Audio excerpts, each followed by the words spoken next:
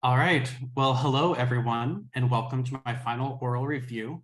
I'm excited to share my dissertation research on artificial intelligence, human creativity, and the science of storytelling. A dissertation is really a journey. So before I dive into my study, I wanted to share some of the ideas that were swirling in my head back in January when I came up with this topic. For millennia, people have created tools to extend their physical and cognitive abilities. The tools have changed over time, and most recently with digital technology. And in today's digital age, many people have assumed that technology will only perform routine task-based roles in society, letting humans focus on the creative problems. But the times they are a-changin'. Although AI has been around for many decades, the big buzz now is with the public release of tools like ChatGPT. With minimal user input, as simple as a text prompt, anyone can use AI tools to generate essays, poems, stories, images, songs, and more. You'll hear these tools called creative AI or generative AI. In 2022, many of these AI tools became widely accessible with few technical skills or cost barriers to use. This presents a myriad of ethical, legal, and psychological considerations, including whether generative AI is truly creative, who or what owns that generated content, and what effects the generated content has on people. AI tools that generate text, like ChatGPT, are trained to give human-like interactive responses. They analyze not just what you say, but how you say it. When an AI model responds to you, it is simply doing its best to tell you what it thinks you want to hear. Looking into the current research on AI, I was intrigued by two concepts: the Turing test and the Lovelace test. The Turing test, developed by World War II codebreaker Alan Turing, looks at whether a human observer can tell if they're talking to a human or a machine. The Lovelace test, named for 19th century first computer programmer Ada Lovelace, considers whether a machine can produce something that a human observer finds creatively satisfying. The implications here are massive because they could change our concept of human creativity and the value we place on art, design, entertainment, and aesthetics. As you can see, there were many big ideas swirling in my head back in January, and thank you to those around me at the time who put up with my crumbled flip chart pads, index card maps, and piles of research papers. But anyway, here's the argument I built to narrow my topic into a manageable research project. I started with stories, as I often do, which have an evolutionary advantage for human. They're an effective way of sharing social information because they match our brain's natural mode of thinking. In other words, stories are social simulations in which we build these mental models of characters navigating obstacles to achieve goals while experiencing emotions along the way. Well-crafted stories can command our attention and help us understand our own social worlds. Studies show that stories can have persuasive power over our thoughts, attitudes, and behaviors, but because we're so hardwired for stories, we're often unaware of these effects. And then, plot twist, AI tools can now generate stories themselves. Engineers program and train AI models with large data sets for story settings, including the time and place, character traits, goals, and the emotional relationships to other characters, and cause and effect plot that shows how characters act to achieve their goals and respond to events. Through something called natural language processing, AI tools can narrate these stories word by word, sentence by sentence, and paragraph by paragraph. Now that AI can write stories with minimal user input, I had two main questions. First, how do people respond to AI-generated stories? To figure this out, I pulled in a favorite psychological theory. Narrative transportation captures the cognitive-affective processes that give audiences a round-trip ticket into the story world, evoke strong emotions and mental imagery, and leave a lasting impression. When we're transported into a story, we temporarily lose some awareness of our real-world surroundings, and our attention focuses into the story world. We can experience emotional connections with the story's captivating characters, and notably, fictionality does not detract from transportation. It's more important that the story world feels authentic. However, your expectations of the story author, their life experiences, their capabilities, their intentions, can influence how transported you are by the story. Okay, so to recap, my first question was, how do people respond to AI-generated stories? And we're going to look at that with narrative transportation. My second question is, to what extent will people attribute creativity to AI-generated stories and their AI authors? Since the 1950s, psychologists have typically defined creativity as a novel and effective output as judged by some human observer. Thus, if an entity produces an output that someone finds novel and effective, anything from a painting elephant to an AI system might be considered creative. In the context of fiction stories, audiences may consider whether the story was original and effective when attributing creativity to the story or its author. Effectiveness might be considered as story quality or artistic craftsmanship. But looking at studies with AI-generated visual artwork, poetry, and music suggests that people have expectations about AI's abilities that bias their perceptions of the aesthetic appeal, craftsmanship, or meaningfulness of its content. So a big part of this is about expectations. Our preconceived notions about AI's traits and abilities could affect how we engage with and evaluate AI-generated content. According to the expectancy violations theory, if AI generates a story that surpasses your expectations, you're going to evaluate it even better than if it had simply met your expectations, even if those expectations were already high. And the reverse would also be true. If AI generates a story that fails to meet your expectations of AI's abilities, you would evaluate it even worse than if it had simply met your already low expectations. So in short, your expectations of AI and whether they're met or violated would influence how you evaluate its output. But that's enough background. Let's experiment. I started by making hypotheses based on my predicted variable relationships. First, I predicted that participants aware of AI authorship would evaluate the story and author as less creative. Second, I predicted that participants aware of AI authorship would be less transported into the story. Third, I predicted that more transported participants would give higher creativity evaluations.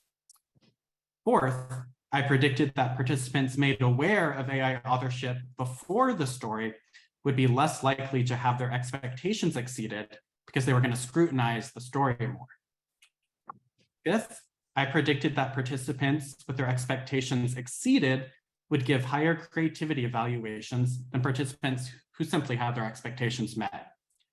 And last, I predicted that narrative transportation and expectancy violations would correlate with each other.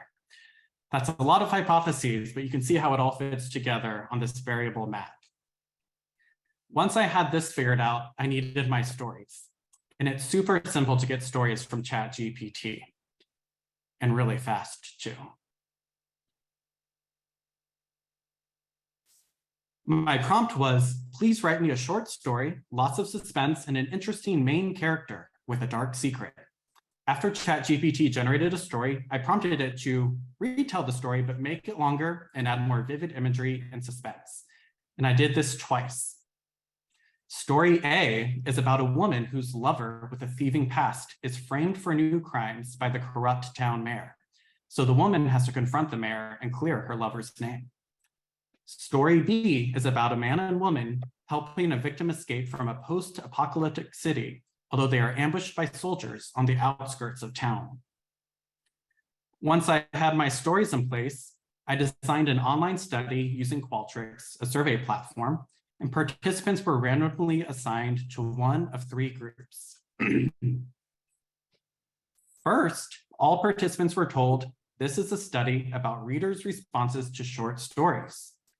Then, group one was told that the short story you were about to read was written by AI. Next, all participants read either story A or story B and completed the narrative transportation scale. This includes 6 questions that together provides a measure of how transported the participant was. Then, group 2 was told, the story you just read was written by AI. Now, because groups 1 and 2 both knew about the AI, they completed the expectancy violation item, which asked how the story compared to their expectations of AI's abilities. And then as a last step, all participants completed the creativity evaluation items. Participants rated the originality and the quality of the story, And then participants were asked how creative the author of the story was.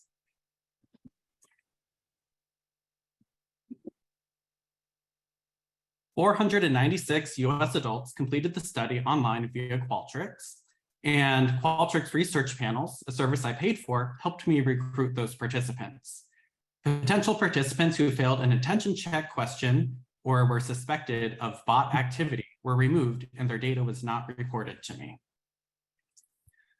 After that, I analyzed the data with IBM's statistical package for the social sciences. And here are the findings. First, AI authorship awareness did not significantly predict evaluations of story creativity or evaluations of author creativity. On the graphs, you can see that the unaware group evaluated creativity slightly higher, but statistically this difference could be due to chance. That means I didn't find support for a relationship between AI authorship awareness and evaluations of creativity, so the arrow between them has to go. Then, AI authorship awareness did not significantly predict level of transportation. You can see that aware and unaware participants were similarly transported by the story. That means I also have to lose the arrow between AI authorship awareness and narrative transportation. Narrative transportation significantly predicted creativity evaluations. You can see the positive linear relationships represented in these graphs. The more transported people were, the more highly they evaluated creativity for the story and the author. So I get to keep the arrow between narrative transportation and evaluations of creativity. The timing of AI authorship awareness did not significantly predict expectancy violations. In fact, people who were made aware of the AI author before the story were slightly more likely to have their expectations exceeded, but statistically, this difference could be due to chance. One interesting finding, though, is that for both participant groups, the majority had their expectations at least somewhat exceeded. So I lose the arrow between timing of AI authorship awareness and expectancy violations. Then expectancy violations significantly correlated with creativity evaluations. You can see the positive linear relationships represented in these graphs. Those with the most negative expectancy violations gave the lowest creativity evaluations, while those with the most positive expectancy violations gave the highest creativity evaluations for both the story and the author. Okay, hold on here. I know this chart gets a little complex. What I did next is I divided participants into groups based on their expectancy violation scores, and I compared the average creativity evaluations of each group. Essentially, it shows that the creativity evaluations were highest for participants with positive violations and lowest for participants with negative violations. That makes sense, as expected.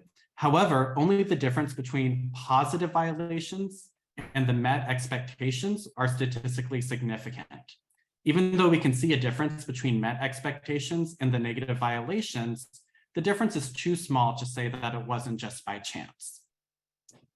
So I get to keep the arrow between expectancy violations and evaluations of creativity, but I'm going to fade it a bit because it does a better job predicting creativity evaluations for positive violations than for negative violations. And finally, narrative transportation significantly correlated with expectancy violations. So I get to keep that arrow too. And we have our results. And even though we lost a lot of arrows, I think it's actually more interesting that the AI authorship awareness did not play a significant role in how people engaged in the story or evaluated creativity. So what can we conclude from this study? Here are my key findings. If you remember nothing else, remember this. Telling participants that a story was AI generated did not reduce transportation or creativity evaluations. More transported participants gave higher creativity evaluations. Participants who had their expectations of AI story writing abilities exceeded, not just met, gave even higher creativity evaluations. In short, people can cognitively and emotionally engage with AI-generated stories and find them creative, even if they know it's AI. So let's discuss, and I'll kick off this discussion here. My study contributes to the small body of academic research on how people respond to and evaluate AI-generated text content. There are a few published studies with AI-generated poems and news articles, but as of today, July 19th, 2023, there are no scholarly articles published in peer-reviewed journals that use actual AI-generated fiction short stories. Then I'm wondering, are AI attitudes just shifting? My study design was inspired by a study that measured AI authorship awareness and narrative transportation, but it used human written stories. However, that study was published a year ago in July 2022, and it found that simply telling people a contemporary fiction short story was AI generated reduced their transportation into the story. They actually didn't find the same result for sci-fi, but we're not going to get into that here. Anyway, my data, collected almost a year later after that study was published and after the public release of ChatGPT, does suggest that attitudes towards AI and expectations of its abilities might be shifting. As with all studies, there are limitations to the current research, starting with the collected data. To start, the participant sample may not have fully represented the population of English-speaking adults in the US. While the Qualtrics recruitment panel is reputable and ensured major age ranges of the US population were included, it should be acknowledged that people who voluntarily participate in online surveys and panels may not reflect the overall population, especially with their technology familiarity. In addition, while the narrative transportation scale has been well studied and has been empirically associated with neurological and physiological measures of engagement, it is still a self-report measure reported by participants after their story experience. Future research with in-person access to participants should consider including physiological measures during that story experience to get a different measure. And in this field, time is of the essence. Media coverage, public awareness, and attitudes towards AI are evolving day by day, week by week. ChatGPT, which generated the short stories in the study, was only publicly released last November. According to a study conducted by the Pew Research Center in March, a majority of US adults have now heard of ChatGPT, even though few have actually tried to use it themselves. For this study, the data was collected 2 months after that in late May. All I'm saying is that additional research must be conducted over time to begin piecing together the shifting landscape of how people embrace generative AI tools. But for now, this study suggests that people do cognitively and emotionally engage with the content and can even deem it creative. Given that narrative transportation has well-studied persuasive effects, remember what I said earlier, that stories are powerful persuasion tools, it is critical that we continue to monitor how people accept and engage with AI-generated content, including stories. Furthermore, given the current value of human creativity in society, it's critical that we continue to educate people on how AI generates content and on how it leverages vast quantities of human-generated data to generate these stories that we might deem novel and effective. In fact, you might have caught on the news just yesterday that nearly 8,000 authors have signed a letter asking AI companies like OpenAI, who makes ChatGPT, Google, and Meta to stop using their written work without permission or compensation. And to me, the timing of that couldn't be more perfect. Because in closing, the times they are a-changin'. And this would be a good time to point out that all the visual artwork you saw in this presentation was created by AI. Before I take comments and questions, I wanted to acknowledge a few people. Thank you to my family and friends who have supported me in many ways throughout my graduate journey. I also want to say thank you to my peers in Dr. Shackelford's Narrative Psychology Lab, who have made the last 6 months the most collaborative and supportive of my time at Fielding between the master's and doctoral programs. I want to say thank you to Fielding's adjunct faculty, especially Dr. Christophe Morin, who encouraged me several times throughout the master's program to pursue my PhD.